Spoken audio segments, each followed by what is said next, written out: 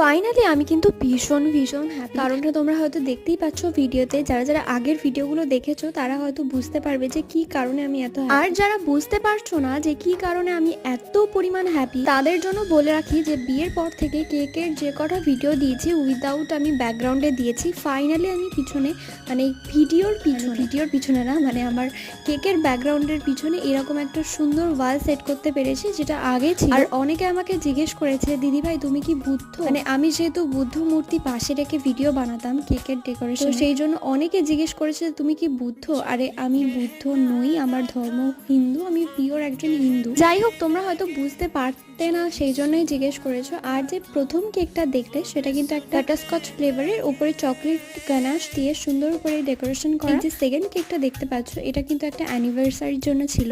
আর এই কেকটা ছিল কিন্তু একটা আর্জেন্ট অর্ডার। এটার ফুল ডেকোরেশন আছে নেক্সট পার্টে। টাটা।